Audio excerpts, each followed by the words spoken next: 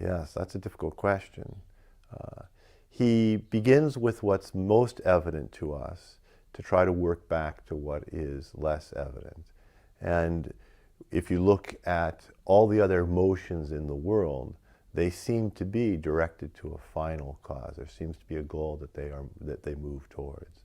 And then when you look at the kind of hierarchy in creation, each animal acts towards what is principal in it.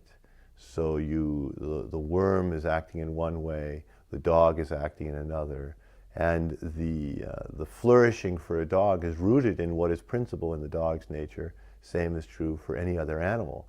So determining what the goal of human life is, it's got to be rooted towards determining what is principal in the human person. And you can draw upon human experience. Aquinas begins the question in many ways like Augustine does, with the aid of Aristotle, the master of human experience.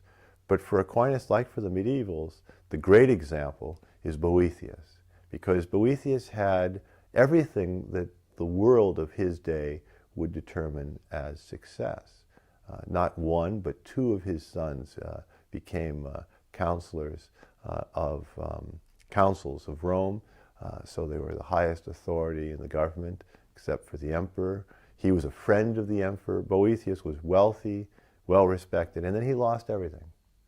So you begin to discern what's the goal of human life by looking at, well, what is it that we most deeply desire? And is it fame? Well, we can lose fame. Is it health? We want to be healthy, but you can also lose your health in this life. Is it friends and family? We want all those things. They're all good things, but they also are passing. And so ultimately, what is it that we most deeply want? Something that would fulfill us completely, something that can't be lost, something that's not just for a while. As Augustine says of all the great Greek and Romans who tried to find their happiness in this life, they weren't really happy, they were bravely unhappy. And so Aquinas, looking at all the different candidates for human flourishing, all the different candidates for the goal of our life, comes to the conclusion that the deepest longing of our heart can only be fulfilled by that which can't be lost and by that which is eternal.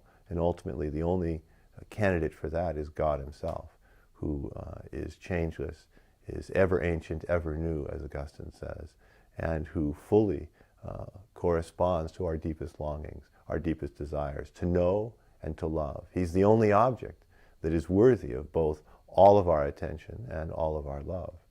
And then everything else finds its value in that. It's not that the passing things of this world are evil, but they are sacraments. They participate in a fleeting way in eternity. And it's in discovering God as the center that we find that we're not alone in all of that. Or perhaps it's in living a full human life with others, we discover that our goal with all of these others is to be together with the Lord. So it's not God as a hermit, but God in the company of others. It's why the goal of Christian hope is described as the kingdom of God. It's our happiness and fulfillment, but our happiness and fulfillment is not a hermitage. It's more a city, a banquet, the celestial banquet, the city of God.